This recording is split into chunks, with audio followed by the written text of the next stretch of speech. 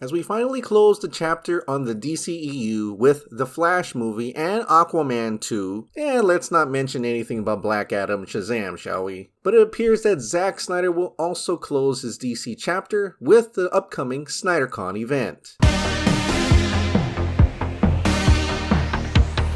Now, back in 2019, Zack Snyder hosted an event called Zack Snyder The Director's Cut. It's a 3-day special event screenings of his Dawn of the Dead Director's Cut, Watchmen Director's Cut, and Batman v Superman Dawn of Justice Ultimate Edition. And it was a really cool event that even my wife and I got to meet him. And during this time, there was no such thing as the Snyder Cut yet. In fact, many people went up to him to ask him about the Snyder Cut, knowing full well this was a missing piece in his DC Snyderverse that started with Man of Steel, then Batman v Superman, and ultimately what was supposed to be his Justice League. But because of personal tragedy and Warner Brothers at that time messing with his vision, he never got to show his version of Justice League until the Snyder Cut was released, which turned into what we now know as Zack Snyder's Justice League, a 4-hour epic tour de force that was supposed to lead to more. But because there was multiple executive changes, another company took over Warner Brothers, and another company took over Warner Brothers again, ultimately that seemed to have gone away, which Zack Snyder himself moved on to Netflix to create his own Snyderverses over there, with his Army of the Dead universe and also his Rebel Moon universe, which he is obviously knee-deep in. But because of COVID, he never got to show Zack Snyder's Justice League in color, in theaters, with fans in a physical celebration. And with this new regime at Warner Bros. Discovery, they seem to be happy to approve this screening. Zack Snyder himself posted on Twitter, super excited for this incredible 3-day event to benefit the American Foundation of Suicide Prevention.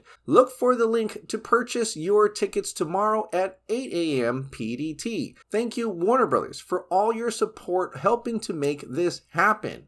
Hashtag AFSP, hashtag Full Circle, hashtag Snyderverse, hashtag Art Center, hashtag Warner Brothers, hashtag DC and AMC Theaters. And he presented this exclusive poster of what he calls the Snyderverse Trilogy. Starting from the top, it says 10 years of heroes, 3 epic movies, one man's vision, followed by all the symbols of the current Justice League. On the bottom, it says Snyderverse Trilogy, with all the different companies there, from DC, Stone Quarry, the Art Center College of Design, the American Foundation for Suicide Prevention, AMC Theaters, Universal, because this is playing at University City Walk IMAX Theaters, and then finally, approval from Warner Brothers Pictures. In which something he wants to do for DC Snyderverse fans to close out this chapter in his legacy, showing his Man of Steel,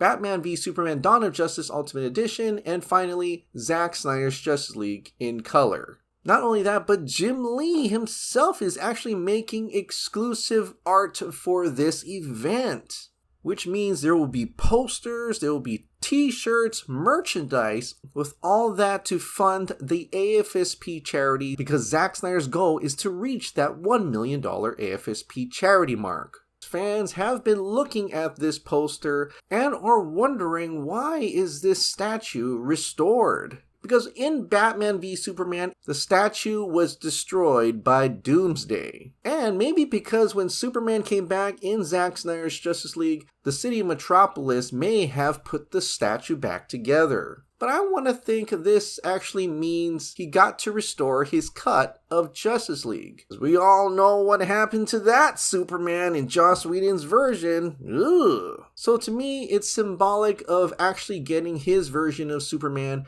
his version of Justice League back. The funny thing is, the hand is different in multiple iterations of this statue. For some reason, the on-set statue is a little bit more curled. In the movie, his hand is more flat, and the toy is a lot more curled. So what's going on with this hand here?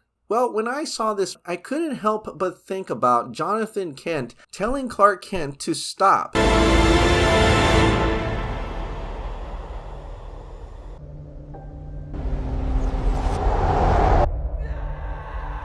Well, whatever the reason is, he is definitely calling this the Snyderverse Trilogy, saying it's 10 years of heroes, 3 epic movies, one man's vision. It is absolutely a stamp in the DC cinematic history. So I salute you, Zack Snyder. Thank you for your DC vision, and I can't wait to see what you have in store for Rebel Moon on Netflix.